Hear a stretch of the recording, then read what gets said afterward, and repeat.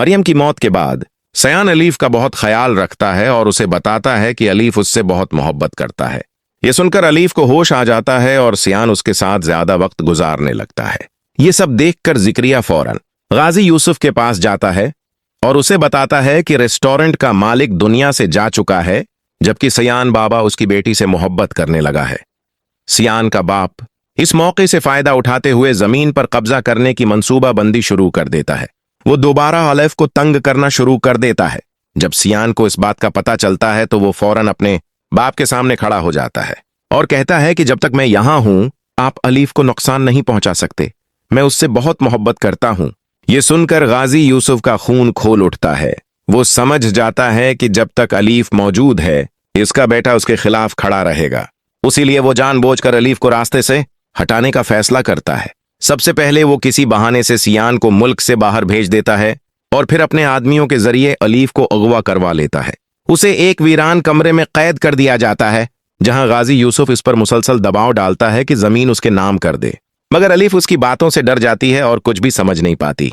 चंद दिन बाद जब सियान वापस आता है तो सबसे पहले अलीफ के बारे में पूछता है, मगर उसे बताया जाता है कि वो अचानक गायब हो गई है।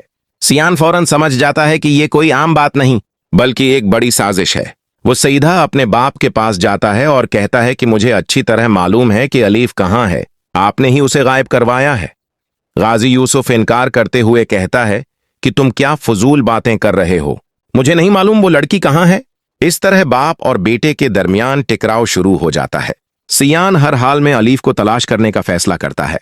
वो अपनी तरफ से भरपूर कोशिश करता है मगर कहीं से कोई सुराग नहीं मिलता।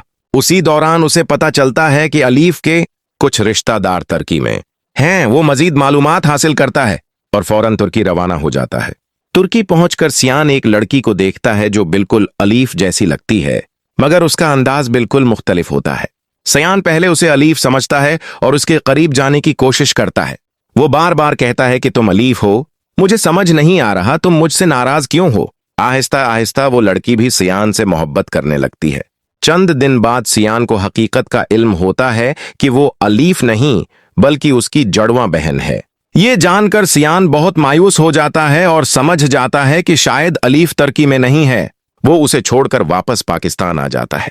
इधर अलीफ अब भी गाजी यूसुफ के कब्जे में फंसी हुई है। यह भी मुमकिन है कि जमीन के लालच में गाजी यूसुफ अलीफ को कत्ल कर दे। अब सियान ही वो वाहिद शख्स है जो किसी न किसी तरह अलीफ को आजाद करवा सकता है। मुमकिन है कि आने वाली अक़सात में कहानी इसी तरह आगे बढ़े या उससे भी ज्यादा दिलचस्प मोड़ आए। तो आपकी इस बारे में क्या राय है, कमेंट्स में जरूर बताएं।